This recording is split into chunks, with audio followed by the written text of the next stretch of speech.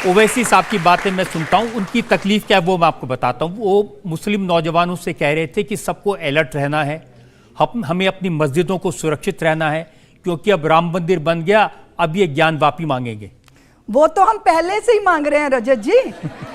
और फिर वहां तो व्यक्ति गवाही नहीं देगा, पत्थर गवाहियां दे रहे हैं, वो अपनी कहानी स्वयं कह रहे हैं। इस सत्य को अगर स्वीकार कर ले समाज और वो सौहार्द से हिंदू समाज को वापस दे दे, तो फिर हम 30,000 की बात नहीं करेंगे। पर ऐसा तो नहीं हो रहा ना, ऐसा तो नहीं हो रहा।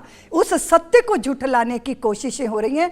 और हिंदू समाज का धैर्य देखो आप, सोचो जरा रजत जी, हमारी कृष्ण जन्मभूमि और हमारे बाबा विश्वनाथ, ये तीनों स्थान मांगे थे हमने, ज्यादा की हमने बात ही नहीं की, लेकिन उसके लिए भी संघर्ष करना पड़ा।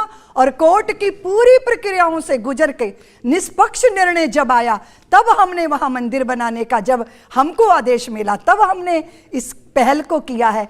तो आप कभी तो ऐसे सोचो कि इतने बड़े बहुसंख्यक समाज के धैर्य की कभी तो प्रशंसा करो, कभी तो सोचो। और आप देखो रजत जी, उस ढांचे को छेड़ा नहीं भारतीयों ने, राम चबूतरा बना के अपने राम जी की अर्चना वंदना करते रहा भारतीय समाज, लाखों की संख्या में उसी जगह जाके परिक्रमा करता रहा।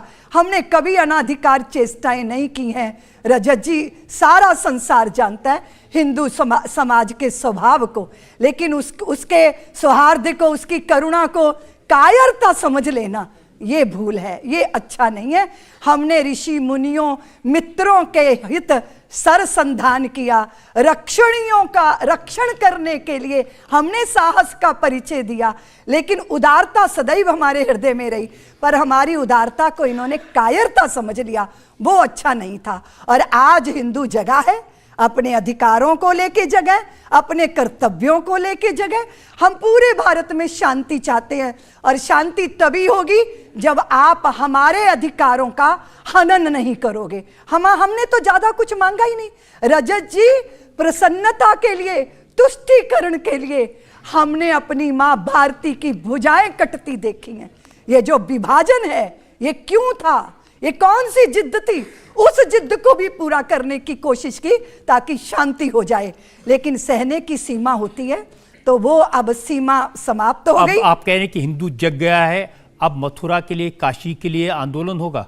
नहीं, उसकी जरूरत ही नहीं है। आंदोलन हमें अयोध्या के लिए करना पड़ा रजत जी, क्योंकि साक्ष्य भूमि के अंदर दबे थे।